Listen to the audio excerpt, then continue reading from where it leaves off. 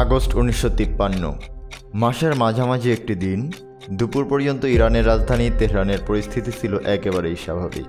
তারপর হঠাৎ করেই শোনা গেল লোকজনের গোলমাল, গোলাগুলির শব্দ, রাজপথে বিক্ষুব্ধ জনতা। ইরানের প্রধানমন্ত্রী মোহাম্মদ মোসাদ্দেকের বাড়িতে আক্রমণ চালানো হলো। বাড়ির ভেতরে ঢুকে পড়ল ট্যাঙ্ক, পুরোপুরি উড়িয়ে দেওয়া হলো বাড়ির ছাদ।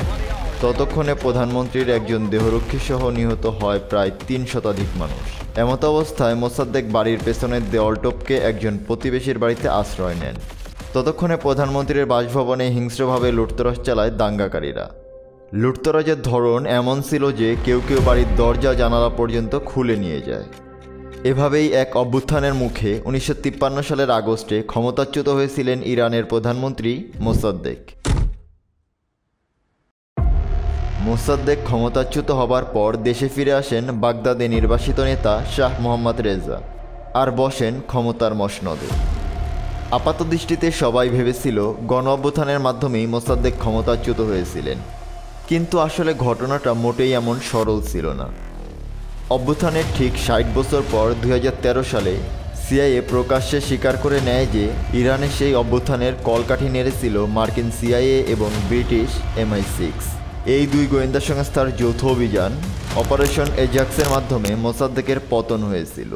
এই অপারেশনে কয়েক ধাপে কয়েক মিলিয়ন ডলার ব্যয় করে ইরানের প্রচার মাধ্যমগুলোকে হাত করে নেয় এই গোয়েন্দারা। কার্মিট রুজভেল্ট নামক এক মার্কিন সেনা ছিলেন মোসাদ্দেক বিরোধী অভ্যুত্থানের পেছনের মূল কারিগর। তিনি সাবেক মার্কিন প্রেসিডেন্ট থিওডোর রুজভেল্টের নাতি।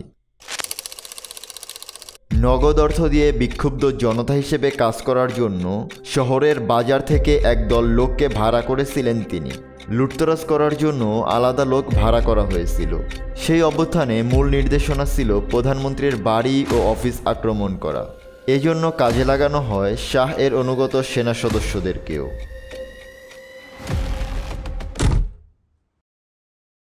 জিজ্ঞাসার আজকের ভিডিওতে আমরা জানব মার্কিন গোয়েন্দা সংস্থা সেন্ট্রাল ইন্টেলিজেন্স এজেন্সি বা সিআইএ কিভাবে অন্য দেশের সরকার পরিবর্তন করিয়ে দিতে পারে এবং 2024 সালের আগস্টে বাংলাদেশের প্রধানমন্ত্রী শেখ হাসিনার ক্ষমতাচ্যুত হবার পেছনে সিআইএ এর হাত থাকার সম্ভাবনা আছে কিনা।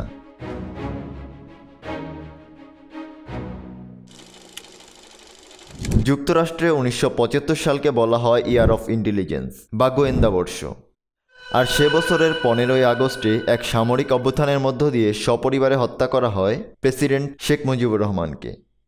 নির্মম এই ঘটনার পরেই এ ব্যাপারে সিআইএ এর সংশ্লিষ্টতা নিয়ে অভিযোগ ওঠে।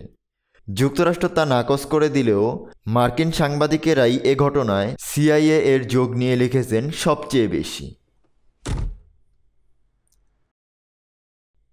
চিলির প্রেসিডেন্ট সালভাদোর আয়েন্দে তিনি মূলত ছিলেন সমাজতান্ত্রিক চেতনার। তিনি চিলির মানুষের জন্য বসবাসযোগ্য সমাজ নির্মাণ করতে চেয়েছিলেন।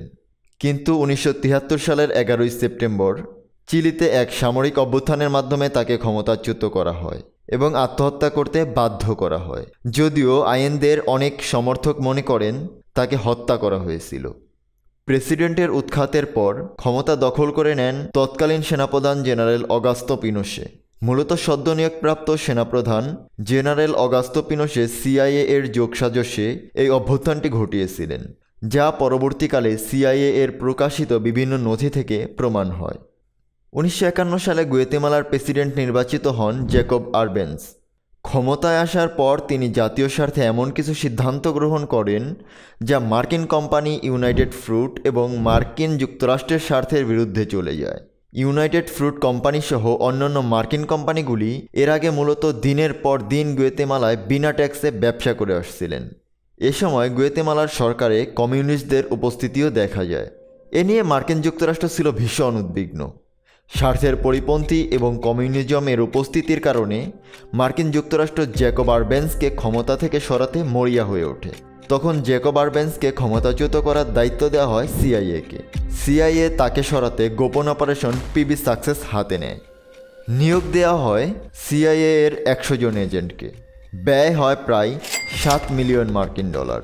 পিবি সাকসেস 1954 সালে সফল হবার মধ্য দিয়ে এক সামরিক অভ্যুত্থানের মাধ্যমে প্রেসিডেন্ট জ্যাকবের পতন হয়। অবশ্য 2011 সালে গুয়েতেমালা সরকার আরবেন্সকে ক্ষমতাচ্যুত করার জন্য একটি ক্ষমা প্রার্থনা জারি করেন। দ্বিতীয় বিশ্বযুদ্ধে সোভিয়েত ইউনিয়নের পতনের পর চীন সহ অন্যান্য কমিউনিস্ট মিত্রদের সমর্থনে উত্তর ভিয়েতনামের নেতা হো চি মিন এবং পুঁজিবাদ মার্কিন যুক্তরাষ্ট্র এবং অন্যান্য কমিউনিস্ট বিরোধী মিত্রদের সমর্থনে দক্ষিণ ভিয়েতনামের অ্যাঙ্গো দিন ডিয়েম সরকারের মধ্যে এক রক্তক্ষয়ী যুদ্ধ সংগঠিত হয়। তখন মার্কিন সমর্থিত দক্ষিণ ভিয়েতনামের নেতা দিন ডিয়েমকে যুক্তরাষ্ট্র সমর্থন করলেও কট্টর ক্যাথলিক ও বৌদ্ধ বিরোধী হওয়ার কারণে দিন দিন ডিয়েমের জনপ্রিয়তা তলানিতে চলে যায়। কিন্তু হো চি মিনের বিরুদ্ধে পুঁজিবাদ যুক্তরাষ্ট্রের প্রয়োজন ছিল একজন জনপ্রিয় নেতার।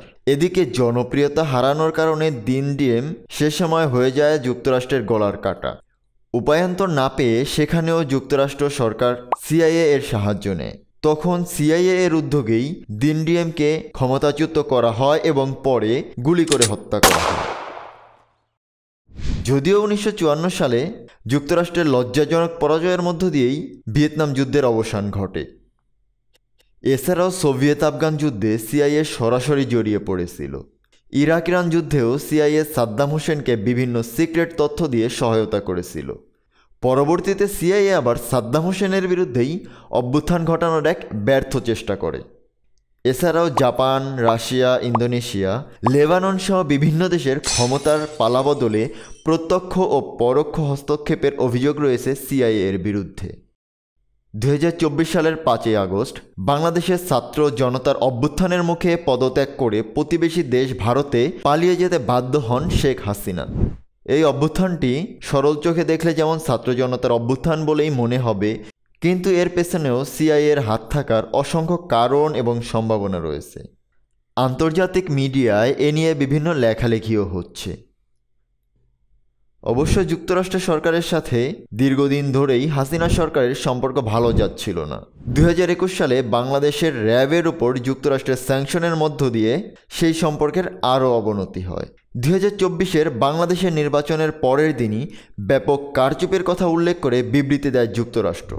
এরপর বাংলাদেশের সেন্ট মার্টিন দ্বীপে একটি মার্কিন ঘাঁটি স্থাপনের অনুমতি চাইলে শেখ হাসিনা সরকার তা নাকচ করে দেয়।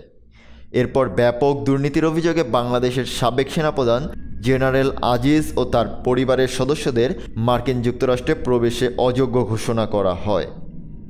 অবশ্য শেখ হাসিনা বিবিসিকে দেয়া এক সাক্ষাৎকারে এটাও বলেছিলেন যে যুক্তরাষ্ট্র আমাকে ক্ষমতায় দেখতে চায় না।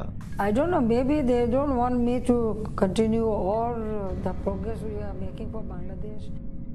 একদিকে দুর্নীতিতে জিরো টলারেন্স নীতি, অন্যদিকে দুর্নীতিতে চ্যাম্পিয়ন হওয়া বাংলাদেশে 2024 সালের মাঝামাঝি সময়ে ছাগলকাণ্ডের মধ্য দিয়ে জনসম্মুখে আসে বরিশালের পিন্টু সাহেব তথা জাতীয় রাজস্ব বোর্ডের কর্মকর্তা মোহাম্মদ মতিউর রহমানের ব্যাপক দুর্নীতি। এরপর পুলিশের আইজি বেনজির কাণ্ড, হাসিনার পিয়নের 400 কোটি টাকার মালিক হওয়া, বিসিএস প্রশ্ন ফাঁসে আবেদ আলী সহ নানান দুর্নীতির তথ্য প্রমাণ জনসম্মুখে আসায় হাসিনা সরকারের অবস্থা যখন টালমাটাল, ঠিক তখনই হাইকোর্ট থেকে আসে কোটা বিষয়ক বিতর্কিত রায়, যার পরিপ্রেক্ষিতে ঘোষণা আসে কোটা সংস্কারের শান্তিপূর্ণ আন্দোলনের। এই আন্দোলনকে সরকার প্রথমে তেমন গুরুত্ব না দিয়ে এড়িয়ে যাচ্ছিল, কিন্তু সংবাদ সম্মেলনে হাসিনা যখন বিতর্কিত বক্তব্য দেয় সেই রাতেই ফুঁসে ওঠে আন্দোলনকারীরা এবং সারা দেশের বিশ্ববিদ্যালয় থেকে আন্দোলনের ডাক আসে। আন্দোলন রূপ নেয় সহিংসতায়।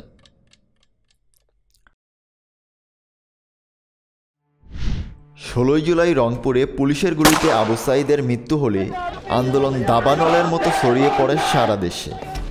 কোটা আন্দোলন রূপ নেয় সরকার পতনের আন্দোলনে। এরপর ছাত্রদের আন্দোলনে যোগ দেয় সাধারণ জনতা। 3রা আগস্ট পর্যন্ত 266 বা তার অধিক মানুষ নিহত হলেও 4 আগস্ট একদিনেই 14 জন পুলিশসহ নিহত হয় 93 জন বা তার অধিক মানুষ।